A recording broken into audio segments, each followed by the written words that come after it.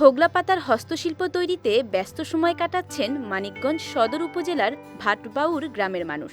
দুই বন্ধু রোকন মণ্ডল ও বিপুল রাজ এ গ্রামেই শুরু করেন হোগলা পাতার তৈরি হস্তশিল্পের কাজ।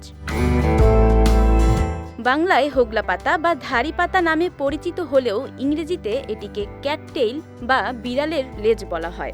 সাধারণত 5 থেকে 12 ফুট উচ্চতার এই পাতা রোদে শুকিয়ে বিশেষ কায়দায় প্রথমে দড়ি বানানো হয়। এসব দড়ি নোয়াখালী ও বরিশাল থেকে আনা হয়। পরে কর্মীদের মাধ্যমে তৈরি করা হয় নানা ধরনের পণ্য। এখানকার ইনকাম দিয়ে আমার সংসার চলে, আর ঠিক মতন আমি বেতন দিতে পারছি। দেখে যে কোনো মানুষেরই মন ভরে যায়। আমাদের গ্রাম থেকে অনেকেই প্রথম যে সময় এলো তখন আমরা দেখতে আইছি আমাদের গ্রামের অনেক মুরব্বীরা, গ্রামের অনেক ভালো ভালো লোকজন দেখছে। এদিকে উদ্যোক্তারা জানান, একসময় কারখানায় চাকরি করলেও তাদের ইচ্ছা ছিল উদ্যোক্তা হওয়ার। একসময় আমরা মানুষের কারখানায় চাকরি করতাম, ওই থেকে আমাদের আগ্রহ ছিল যে আমরা কারখানা করব।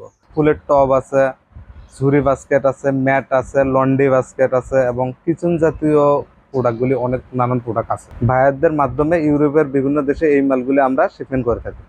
অন্যদিকে উদ্যোক্তাদের যে কোনো বিষয়ে সহযোগিতা করার কথা জানালেন উপজেলা নির্বাহী কর্মকর্তা।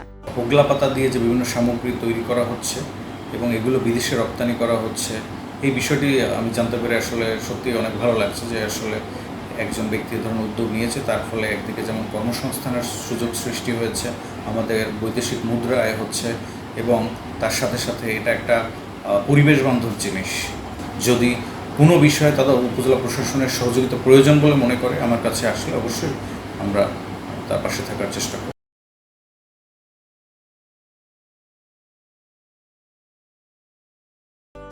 সহজেই পচনশীল হওয়ায় হোগলা পাতায় পরিবেশ দূষণের কোনো সম্ভাবনা নেই। পরিবেশ বান্ধব এসব পণ্যের আন্তর্জাতিক বাজার আরও সম্প্রসারিত হোক, এমনটাই প্রত্যাশা সংশ্লিষ্টদের। বিজয় টিভি নিউজ ডেস্ক।